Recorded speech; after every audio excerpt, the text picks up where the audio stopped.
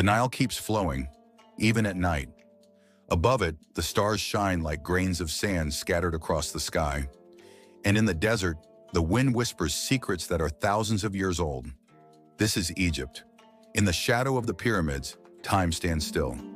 Here, stones speak, and every grain of sand hides a name. Thousands of years ago, two very different pharaohs walked this land. One dared to change the gods themselves.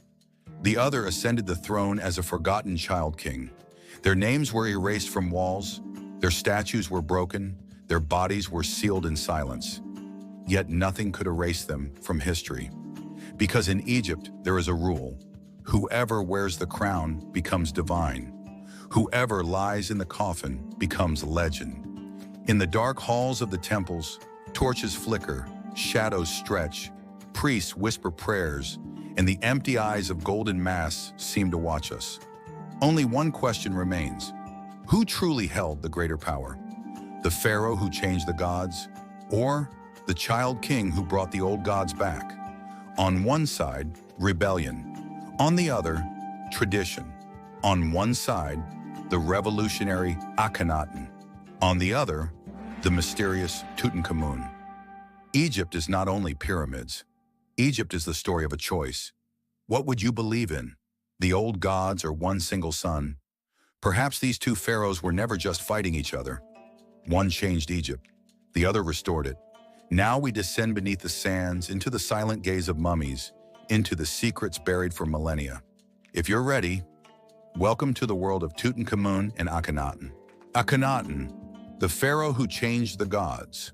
Approximately 3 minutes. His name was not always Akhenaten. He first came to the throne as Amenhotep IV, another pharaoh in a long line of kings. At first, nothing seemed unusual. The rituals were performed, the temples were full, priests prayed to dozens of gods, and life in Egypt continued as it had for centuries. Then something changed. Very soon, everyone realized this pharaoh was not like the others. For thousands of years, Egypt believed in many gods. Amun, Osiris, Isis, Horus. Every city had its own sacred protector, every temple its own power. But Amenhotep IV stood up and declared, there is only one God. That God was Aten, the sun disk. Its rays were drawn as hands reaching down from the sky to touch the world. This was not just a religious idea. It was an earthquake. Akhenaten began to break the old order. He closed the temples of Amun. He erased the names of old gods from walls. He weakened the power of priests. He changed the rituals of the state religion. Because in Egypt, religion was not only faith, it was political power. The temples of Amun were rich. They controlled land, money, and influence. Akhenaten took that power away and centralized it around himself and Aten. Then he made his boldest move. He moved the capital. He built a new city from nothing. Akhenaten, modern Amarna. This was a city dedicated entirely to Aten. The temples were open to the sky so sunlight could fall directly inside. No roofs, no darkness, only the sun. Art changed too. Earlier pharaohs were shown as perfect and godlike, muscular, heroic, flawless. But Akhenaten allowed himself to be portrayed with long face, narrow chest, wide hips, visible imperfections. Some historians think he was ill. Others believe it was a new artistic style, and some say he wanted to send a message. Even the pharaoh is human. Beside him stood a powerful queen, Nefertiti. She appeared as his equal. They were shown touching each other, playing with their daughters, laughing. Scenes never seen before in royal art. But revolutions always have a price. The people were confused. The priests were furious. Enemies threatened Egypt's borders, but Akhenaten focused on religion instead of war. After his death, everything changed quickly. His city was abandoned, his reforms were reversed, his statues were smashed, his name was erased from history. Egypt seemed to say, "We will pretend this never happened." But history refused to forget him, because Akhenaten did something incredibly dangerous. He asked Egypt a question it had never heard before. Why do we believe what we believe? He tried to change the gods themselves. Tutankhamun, the forgotten child king, English. 2 to 3 minutes. He was not one of Egypt's greatest conquerors. He did not command massive armies. He did not expand the empire. He was simply a child. When Tutankhamun came to the throne, he was only about 8 or 9 years old. The throne was bigger than him. The crown was heavier than his shoulders.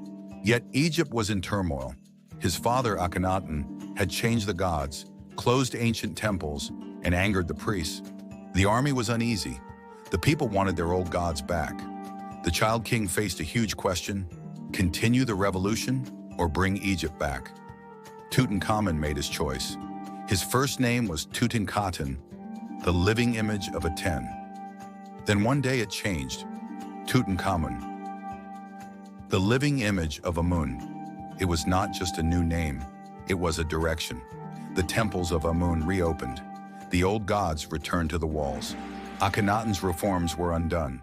Tutankhamun did not always rule alone. Two powerful men stood behind him. The vizier I, the general Horemheb. They ruled the state, while the child king became a symbol. Tutankhamun did not live long. He died at about 18 or 19. His death remains a mystery: illness, accident, assassination. But history loves irony. In life, he was almost forgotten. His name was erased from records. His tomb was hidden. Yet in 1922, everything changed.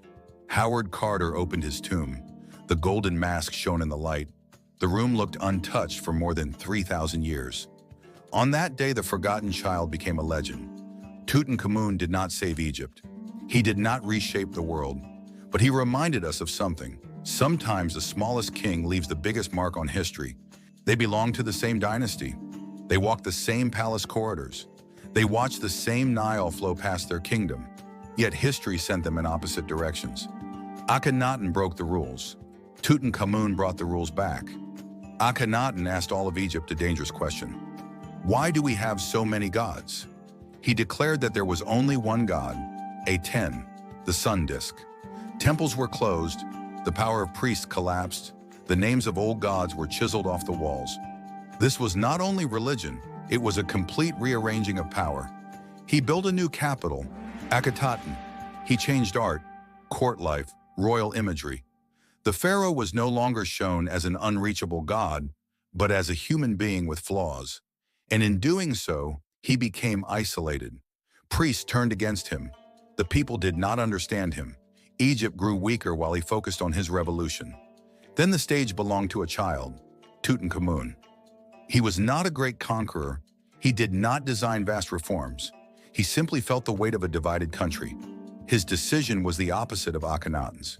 The old gods returned, the temples of Amun reopened. The reforms were undone. He abandoned his first name, Tutankhaten, to Tutankhamun. It was more than a change of letters. It was a message. Egypt will be Egypt again. Akhenaten was revolution. Tutankhamun was restoration. Akhenaten's strength was in ideas. Tutankhamun's strength was in symbolism. One asked, "What if we change the religion?" The other answered, "We must heal the nation first." After Akhenaten's death, his name was erased from monuments. His city sank back into the desert. Tutankhamun, meanwhile, was almost forgotten in life, but became a legend in death. When his golden mask shone in the light in 1922, history played a strange joke. It was not the revolutionary king, but the quiet child king who became world famous. So who truly won? Perhaps Akhenaten, for daring to challenge everything. Perhaps Tutankhamun, for stabilizing a broken country. Or maybe the real winner is the lesson itself. Sometimes it is not the ones who change the world, but the ones the world remembers who become legends. History makes strange choices. One pharaoh tried to change the gods. The other brought the old gods back. One was revolution, the other was silence. Yet both faced the same question. What is Egypt, tradition or change? Akhenaten was almost erased in his own lifetime. His name was chiseled away. His city was abandoned to the desert. Tutankhamun, meanwhile, was nearly forgotten while alive. But thousands of years later, his golden mask returned to the light, and the whole world spoke his name. That is the paradox.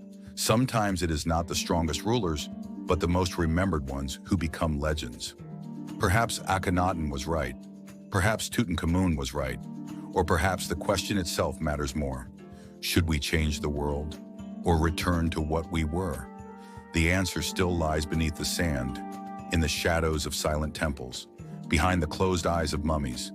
Their story is not only about the past, it is about every era's choice,